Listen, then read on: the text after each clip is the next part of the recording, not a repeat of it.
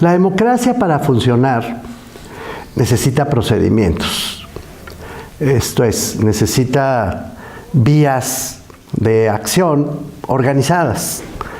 Cuando hablamos de elecciones, no solamente hablamos de la voluntad del pueblo expresada en las urnas para decidir quién ha de representar a esa sociedad en los distintos cargos que se ponen en juego para hacer posible que las cosas funcionen. También hablamos de votos concretos, de la conversión de una boleta en un voto cuando alguien lo cruza. Hablamos de la importancia de contar esos votos y de dar credenciales para votar con fotografía para que las personas se identifiquen. Hablamos de listas nominales, hablamos de programas electrónicos oportunos para dar los resultados preliminares, hablamos de procedimientos para después reunir todos esos votos, contarlos en los consejos distritales y volverlos a contar si es necesario en tribunales, que a su vez tienen procedimientos para garantizar la justicia en caso de que alguien haya intentado hacer alguna trampa o haya efectivamente cometido un acto ilegal. La expresión material de esta idea genérica de la democracia acaba traducida en procedimientos.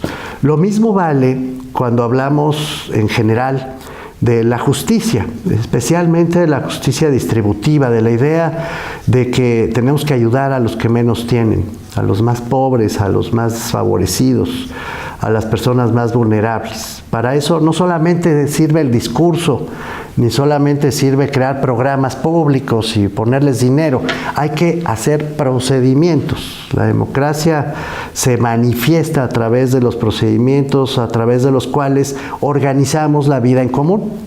Ese dinero tiene que llegar a quien debe llegar y entonces el procedimiento importa. Así como resulta obvio que no puede haber elecciones sin procedimientos perfectamente establecidos para que efectivamente se garantice que gane quien tuvo más votos y no quien hizo más trampas, de la misma manera se tiene que garantizar a través de procedimientos puntuales que todas las decisiones que se toman democráticamente efectivamente lleguen hasta sus últimas consecuencias, lleguen a quien deben llegar y lleguen de la manera en que tienen que llegar. La democracia, entonces, como concepto genérico, se traduce en términos instrumentales en ese conjunto de procedimientos. Por eso es tan importante entender, de otra parte, la diferencia entre distribuir el poder político a través de los votos y ejercer democráticamente el poder que ha sido distribuido. El ejercicio del poder democrático supone la existencia de esos procedimientos que a su vez garantizan derechos, de eso hablaremos después. Necesita esos procedimientos claramente establecidos y necesita también que todo el mundo los conozca, que sepa dónde se inicia la decisión y a qué conduce esa decisión y hasta quién conduce esa decisión, a quién va a beneficiarse con un programa, qué problema concreto le va a resolver, qué dolor concreto le va a aliviar la existencia de esos programas. Es decir, de esos procedimientos a través de los cuales se traduce la vida democrática en cosas absolutamente concretas.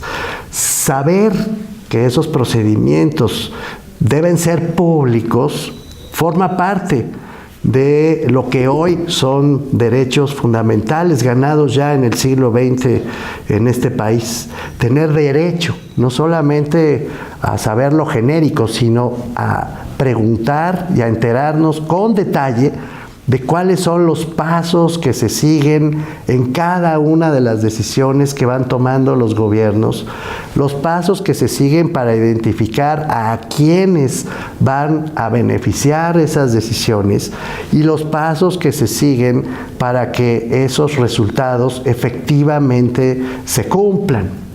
Todos esos procedimientos forman parte de lo que llamamos en términos generales el control democrático de la autoridad.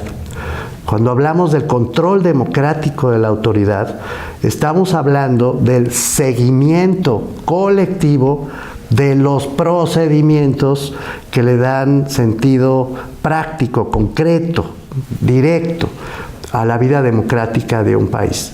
Hay que aprender a reconocer esos procedimientos y aprender a exigirlos.